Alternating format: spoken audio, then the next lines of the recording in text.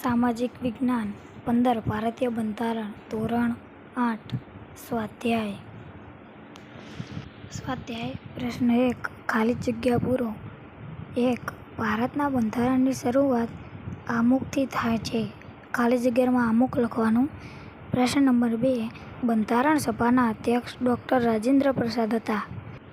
3. બંધારણ સભામાં કુલ 389 સભ્યો હતા.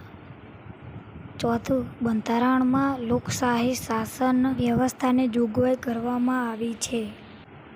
પ્રશ્ન 2 નીચેના પ્રશ્નોના ઉત્તર 1-2 વાક્યમાં લખો. પહેલું છે બંધારણનો અર્થ જણાવો. તેનો જવાબ કોઈપણ દેશનું શાસન ચલાવવા માટે ઘડવામાં આવેલા નિયમોના વ્યવસ્થિત સંગ્રહને દેશનું બંધારણ કહેવામાં આવે છે. બીજું બંધારણના ઘડવૈયા તરીકે કોને ઓળખવામાં આવે છે? તો તેનો જવાબ છે ડૉ. ભીમરાવ આંબેડકરને બંધારણના ઘડવૈયા તરીકે ઓળખવામાં આવે છે. ત્રીજું લોકશાહી એટલે શું? તો તેનો જવાબ છે લોકશાહી એટલે લોકોનું લોકો દ્વારા અને લોકો માટે ચાલતું શાસન. ચોથું બંધારણ ક્યારે અમલમાં આવ્યું? તો તેનો જવાબ છે ભારતનું બંધારણ 26મી જાન્યુઆરી 1950ના રોજ અમલમાં મૂકવામાં આવ્યું હતું. પ્રશ્ન નંબર 3 નીચેના પ્રશ્નોના મુદ્દાસર ઉત્તર લખો. તો તેનું પહેલું છે બંધારણની મુખ્ય વિશેષતાઓ જણાવો. તો નીચે બંધારણની મુખ્ય વિશેષતાઓ આ મુજબ છે. 1. લોકશાહી. 2. બિનસાંપ્રદાયિક.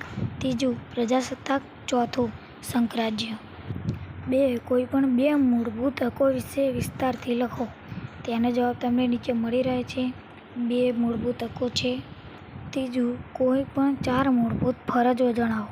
તો નીચે 4 મૂળભૂત ફરજો આપેલી છે. તો તમે તેના જવાબ જોઈને પણ લખી શકો છો. પ્રશ્ન નંબર 4 વિચારો અને લખો. તો તેનું પહેલું છે જો નાગરિકોને મૂળભૂત હકો આપવામાં ન આવે તો કેવી સ્થિતિ સર્જાય?